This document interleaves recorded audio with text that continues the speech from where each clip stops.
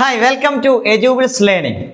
ഇത് നമ്മൾ കേട്ടറ്റ് എക്സാമിന്റെ ആൻസർ കീ പബ്ലിഷ് ചെയ്തു എന്ന വാർത്ത കേട്ടിരിക്കും. കഴിഞ്ഞ എക്സാം പല ആളുകളും എഴുതിയിട്ടുണ്ടായിരുന്നു. അതിൻ്റെ ആൻസർ കീ വരാൻ എത്ര സമയമെടുക്കും, പെട്ടെന്ന് റിസൾട്ട് വരുമോ എന്നുള്ള കാര്യങ്ങളൊക്കെ ആലോചിച്ച് ആശങ്കപ്പെടുകയായിരുന്നു. കാരണം ഒരുപാട് സർവീസ് ടീച്ചേഴ്സ് ഈ പ്രാവശ്യം എക്സാം എഴുതിയിട്ടുണ്ട്.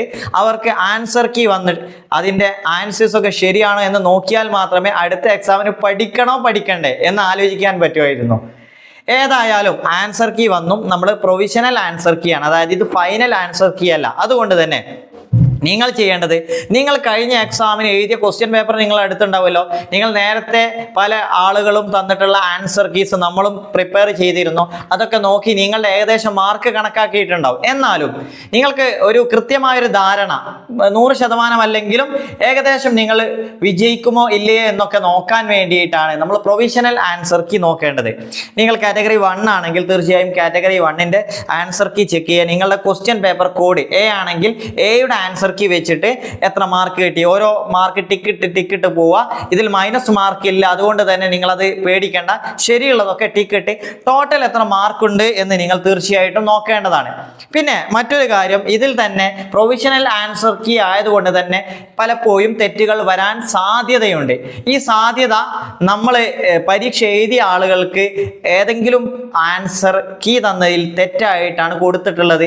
അത് ശരിയാണെന്ന് നിങ്ങൾക്ക് ഉറപ്പുള്ള മറ്റൊരു ആൻസർ ആണ് ശരിയെന്ന് നിങ്ങൾക്ക് ഉറപ്പുണ്ടെങ്കിൽ അതിനെ സാധൂകരിക്കുന്ന രേഖകൾ, അതിന് ഡോക്യുമെന്റ് നിങ്ങളുടെ കയ്യിൽ ഉണ്ടെങ്കിൽ തീർച്ചയായിട്ടും നിങ്ങൾക്ക് ചലഞ്ച് ചെയ്യാം. നിലവിലുള്ള പ്രൊവിഷൻ ആൻസർ കീ ചലഞ്ച് ചെയ്യാം. അപ്പോൾ അതിന് വേണ്ടിയിട്ട് ഒരു പ്രത്യേക ഫോം തന്നെ നമ്മുടെ വെബ്സൈറ്റിൽ അവൈലബിൾ ആണ്. നമ്മൾ അത് ഡൗൺലോഡ് ചെയ്യുക. അതിൽ നമ്മൾ കൃത്യമായി രേഖകൾ കൊടുക്കുക. അതെങ്ങനെയാണെന്ന് ഞാൻ കാണിച്ചു തരാം.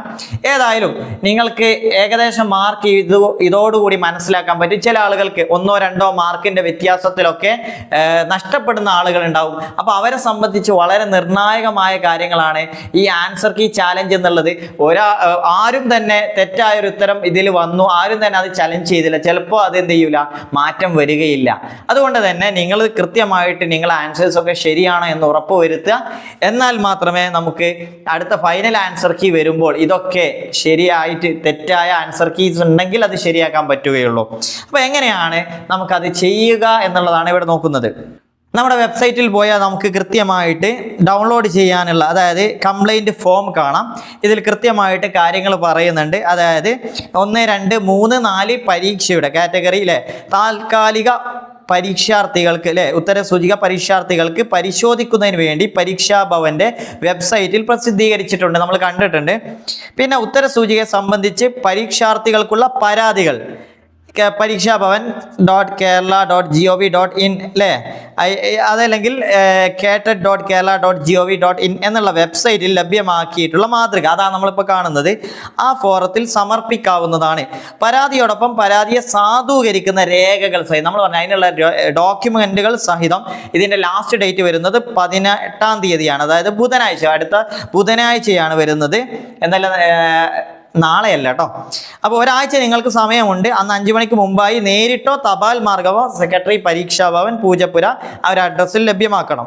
ഓക്കെ, അപ്പോൾ എങ്ങനെയാണ് നമ്മൾ അത് തയ്യാറാക്കുക എന്നുള്ളതാണ്. അപ്പോൾ ഇവിടെ പ്രധാനമായി ശ്രദ്ധിക്കേണ്ടത്, പരാതികൾ അയക്കുന്ന ഫോമാറ്റ് ഷീറ്റിൽ ഒരു കാറ്റഗറിയിൽ ഒരു പാർട്ട് എന്നിവയിലെ ഒരു പരാതി മാത്രമേ ഉൾക്കൊള്ളിക്കാവൂ. അതായത് ഒരു കാറ്റഗറി, ഇപ്പോൾ ഉദാഹരണം കാറ്റഗറി 1, അതിലൊരു പാർട്ട്, 3 പാർട്ടുകളിലെ നമ്മൾ പാർട്ടാക്കി തിരിച്ചിട്ടുണ്ടല്ലോ. അപ്പോൾ ആ പാർട്ടുകൾ, ഒരു പാർട്ടിലുള്ള ഒരു പരാതി, അതാണ് ഒരു ഷീറ്റിൽ വരേണ്ടത്. ഓക്കെ, അങ്ങനെയാണ് കൊടുക്കേണ്ടത്. അപ്പോൾ അതിൻ്റെ രൂപം ഇങ്ങനെയാണ്. കാറ്ററ്റ് ഡിസംബർ 2025 കണ്ട ഇതിൽ നെയിം ഓഫ് ദ കാറ്റഗറി, നമ്മൾ കാറ്റഗറി 1, 2, 3, 4 ഏതാണോ എഴുതുക. പാർട്ട് ആൻഡ് സബ്ജക്റ്റ്, ഏത് പാർട്ടാണെന്ന് എഴുതണം. പാർട്ട് 1, പാർട്ട് 2 ആണെങ്കിൽ പിന്നെ സബ്ജക്റ്റ് വ്യത്യാസം ഉണ്ടാവും ചിലപ്പോൾ, അല്ലേ? നമുക്കറിയാം പലതിലും സോഷ്യൽ സയൻസ് എന്നൊക്കെ പറയുന്ന അതിൽ സബ്ജക്റ്റ് ഉണ്ടാവും.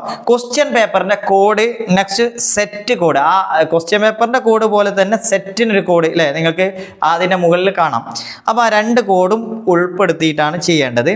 പിന്നെ നമ്മൾ ക്വസ്റ്റ്യൻ്റെ നമ്പർ കണ്ടോ, question number and questions, option in the provisional answer key. അപ്പോൾ ഫസ്റ്റ് നമ്പർ ഇടുക, അതിൽ പ്രൊവിഷണൽ ആൻസർ കീയിൽ ഏത് ഓപ്ഷനാണ് കൊടുത്തിട്ടുള്ളത്, ഇനി അതിന് എന്ത് കംപ്ലൈൻ്റ് ആണ് അതിൻ്റെ കറക്റ്റ് ഓപ്ഷൻ എന്താണെന്ന് കൂടി അവിടെ കൊടുക്കുക. അപ്പോൾ അവിടെ കംപ്ലൈൻറ്റ്, പിന്നെ അത് ശരിയായ ഓപ്ഷൻ ഏതാണെന്ന് കൊടുക്കുന്നു. പിന്നെ അതിൻ്റെ കൂടെ തന്നെ നമ്മളിത് വെറുതെ ശരിയായ പോലെ ശരിയായിരിക്കും, പക്ഷേ നിങ്ങൾ എന്തുകൂടി ചെയ്യണം, അതിൻ്റെ കൂടെ സപ്പോർട്ടിംഗ് ഡോക്യുമെൻറ്റ് എൻക്ലോസർ അതിൻ്റെ കൂടെ ചേർത്തിട്ടുള്ള എന്ത് ഡോക്യുമെൻ്റ് ആണെന്ന് അവിടെ കൊടുക്കുക. നിങ്ങളുടെ place, date, signature, name, roll number, നിങ്ങൾ എക്സാം എഴുതിയ ആൾ ആയതുകൊണ്ട് റോൾ നമ്പർ, അഡ്രസ്സ് അല്ലേ, ഇത് കൃത്യമായിട്ട് അവിടെ ഉൾപ്പെടുത്തണം.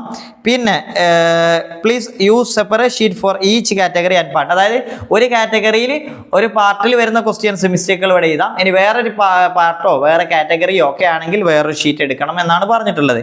ഏതായാലും ഇത് വളരെ ഇമ്പോർട്ടൻ്റ് ആണ്. അങ്ങനെ ഉറപ്പ് വരുന്നത് നമ്മളത് പലപ്പോഴും ശ്രദ്ധിക്കാറില്ല, ആരെങ്കിലുമൊക്കെ ചാലഞ്ച് ചെയ്തോളും എന്നൊക്കെ വിചാരിക്കും. പക്ഷേ പലപ്പോഴും എക്സാമിന് 1-2 മാർക്കിനാണ് നഷ്ടപ്പെട്ടത് എന്നൊക്കെ പറയാറുണ്ട്.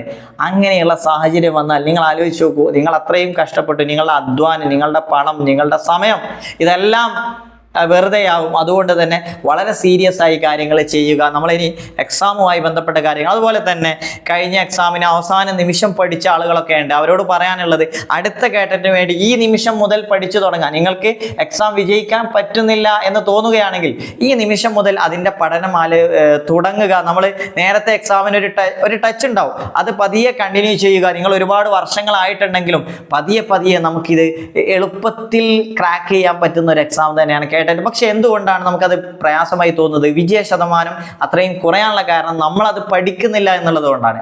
അതുകൊണ്ട് തന്നെ ഈ ഒരു അവസരത്തിൽ എജുബിൾസ് ലേണിംഗ് കേട്ടറ്റ് 1, 2, 3, 4 എല്ലാ കാറ്റഗറിയിലേക്കും സ്പെഷ്യൽ കേട്ടറ്റ് ഇപ്പോൾ നിലവിൽ സർവീസിലുള്ള ആളുകൾക്ക് ഒരു ക്രാഷ് കോഴ്സ് തന്നെ സ്റ്റാർട്ട് ചെയ്തിട്ടുണ്ട്.